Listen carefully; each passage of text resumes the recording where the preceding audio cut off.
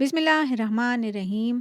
अल्लाहुम्मा इन्नी अऊज़ु बिका मिन ज़वालि निअमतिका व तहव्वुलि आफ़ियतिक व फ़ुजाअति नख़मतिक व जमीई सख़तिक।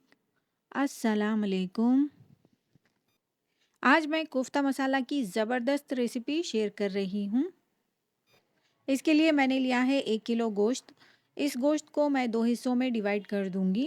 ये गोश्त आधे से थोड़ा सा कम है और ये आधे से थोड़ा सा ज़्यादा है।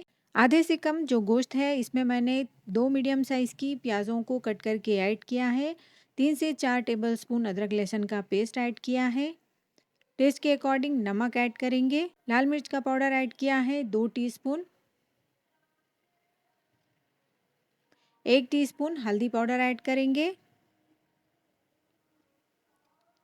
1 टीस्पून गरम मसाला पाउडर ऐड करेंगे। 2 टीस्पून धनिया पाउडर ऐड करेंगे। 1 टीस्पून ज़ीरा पाउडर ऐड करेंगे और 1 टीस्पून काली मिर्च का पाउडर ऐड कर देंगे।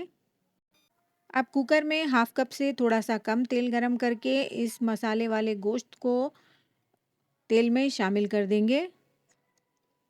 गोश्त को अच्छे से भूनना है। इसमें मैं थोड़ा सा फ़ैट ऐड कर रही हूँ। ये बिल्कुल ऑप्शनल है। इसमें मैंने 3 से 4 टेबलस्पून दही ऐड किया है। इसको भी गोश्त के साथ अच्छे से भून लेंगे। इसमें 2 हरी मिर्चें शामिल करेंगे और आधा ग्लास पानी ऐड करके गोश्त को गलाने के लिए प्रेशर कुक करेंगे। गोश्त के गलने तक ग्रेवी की तैयारी कर लेंगे। इसके लिए मैंने 3 मीडियम साइज़ की कटी हुई प्याज़ों को फ्राई कर लिया है। हाफ कप के करीब खोपरा या सूखा नारियल, इसके छोटे छोटे टुकड़े करके मैंने इन्हें फ्राई कर लिया है। 1/4 कप काजू, 1/4 कप बादाम, इन्हें भी मैंने हल्का सा फ्राई कर लिया है। इसके अलावा गरम मसालों में 2 बड़ी इलायची, 4 से 5 लौंग, 1 टीस्पून शाहजीरा, 5 हरी इलायची, 1 से 1.5 इंच दालचीनी के पीसेस, इन सभी चीज़ों को पीसकर स्मूथ पेस्ट तैयार कर लेंगे। अब एक बर्तन में हाफ कप से थोड़ा सा ज़्यादा तेल गरम करके इसमें पिसे हुए मसाले को ऐड कर देंगे।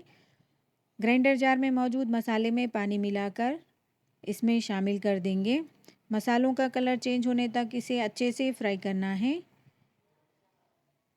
आप यहाँ चेक कर सकते हैं मसाले अच्छे से भुन चुके हैं और इसका कलर पूरी तरह से चेंज हो चुका है।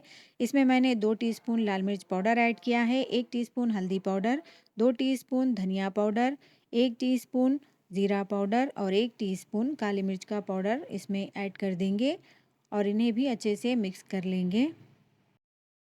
इसके बाद इसमें 2 मीडियम साइज़ के टमाटर का पेस्ट ऐड कर देंगे। इसे भी अच्छे से फ्राई कर लेंगे। इसके बाद मैंने इसमें हाफ कप के करीब दही ऐड किया है। दही को मसालों के साथ अच्छे से फ्राई कर लेंगे। इसमें 2 टेबलस्पून अदरक लहसुन का पेस्ट ऐड करके मैं इसे फ्राई कर लूँगी। अब इसमें पानी ऐड करेंगे। ग्रेवी की कंसिस्टेंसी आपको जैसी भी चाहिए उसी हिसाब से आप इसमें पानी ऐड कर दें। ग्रेवी बिल्कुल तैयार है। इसमें नमक ऐड करके इसे साइड पर रख देंगे। गोश्त गल चुका है। अब इसमें मौजूद पानी को हमें सुखाना है। हमने इसमें जो फ़ैट ऐड किया था उसे मैं अलग कर रही हूँ। गोश्त में मौजूद पानी सूख चुका है। अब गैस की फ्लेम को ऑफ करके इसे ठंडा होने के लिए साइड पर रख देंगे। मैंने तकरीबन 50 ग्राम के करीब भुना हुआ चना लिया है। इसको ग्राइंडर जार में डालकर इसका बारीक पाउडर बना लेंगे इस तरह से। गोश्त जिसको हमने साइड पर रखा था इसके छोटे छोटे पीसेस करके मैंने इसे इस तरह से पीस लिया है। पका हुआ गोश्त ठंडा हो चुका है। अब इसमें मैं भुने हुए चने का पाउडर ऐड कर रही हूँ। 2 मीडियम साइज़ के लेमन का जूस इसमें ऐड किया है। थोड़ा सा हरा धनिया ऐड कर देंगे। जो गोश्त हमने पीस कर रखा था वो भी इसमें ऐड कर देंगे। अब इसमें नमक ऐड करेंगे। याद रहे पके हुए गोश्त में भी नमक मौजूद है, इसलिए नमक का इस्तेमाल एहतियात से करें। इन सभी चीज़ों को अच्छे से मिक्स करके ग्राइंडर जार में डालकर स्मूथ पेस्ट तैयार कर लेंगे इस तरह से। गोश्त को अच्छे से पीसना बहुत ज़रूरी है वरना कोफ्ते टूट जाएंगे। पीसते वक्त अगर आपको ये मिक्सचर ड्राई लगे तो आप इसमें पानी ऐड कर सकते हैं। थोड़ा सा पानी ऐड करके इसे अच्छे से स्मूथ बना लें वरना कोफ्ते टूट जाएंगे।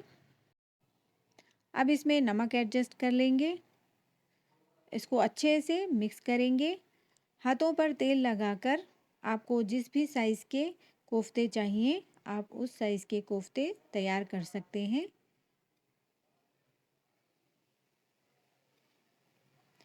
सारे कोफ्ते इसी तरह से तैयार कर लेंगे। आप देख सकते हैं मैंने कोफ्ते तैयार कर लिए हैं। हमने जो ग्रेवी तैयार करके रखी थी उसको मैंने उबलने के लिए रख दिया था। ग्रेवी में उबाल आने के बाद इसमें ऐड करेंगे 1 मीडियम साइज़ के लेमन का जूस, थोड़ा सा हरा धनिया ऐड करेंगे और थोड़ी सी कसूरी मेथी ऐड कर देंगे। एक एक करके सारे कोफ्तों को ग्रेवी में शामिल कर देंगे। कोफ्तों को ग्रेवी में शामिल करने के बाद बर्तन को इस तरह से शेक करेंगे, इसमें चम्मच नहीं हिलाना है। अब इसको ढककर 5 मिनट के लिए लो फ्लेम पर पकाएंगे। 5 मिनट के बाद फिर से बर्तन को इस तरह से शेक करेंगे ताकि कोफ्ते हर तरफ से अच्छे से पक जाएं। आप चेक कर सकते हैं कोफ्ते बिल्कुल परफेक्ट बने हैं, टूट नहीं रहे हैं। ढक्कन ढककर फुल फ्लेम पर इसे 5 मिनट के लिए और पकाना है। 5 मिनट के बाद आप चेक कर सकते हैं ग्रेवी अच्छे से उबल रही है और कोफ्ते भी तकरीबन पक चुके हैं। ग्रेवी को टेस्ट करके नमक एडजस्ट कर लेंगे।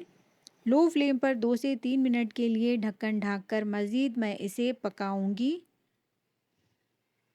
2 से 3 मिनट के बाद आप चेक कर सकते हैं कोफ्ते ग्रेवी के ऊपर इस तरह से फ्लोट हो रहे हैं और ऑयल भी अच्छे से सेपरेट हो चुका है। कोफ्ते इस तरह से ऊपर आ जाएं इसका मतलब कोफ्ते बिल्कुल रेडी हैं। आप यहाँ पर चेक कर सकते हैं कितने नरम, मुलायम और जूसी कोफ्ते तैयार हुए हैं। इसमें थोड़ा सा हरा धनिया शामिल करेंगे। कोफ्ता मसाला की ये रेसिपी कंप्लीट हुई। आप भी इस रेसिपी को ज़रूर ट्राई करें, फ्रेंड्स एंड फैमिली के साथ एंजॉय करें। वीडियो अच्छी लगे तो लाइक शेयर सब्सक्राइब ज़रूर करें। Thanks for watching. अल्लाह हाफिज़।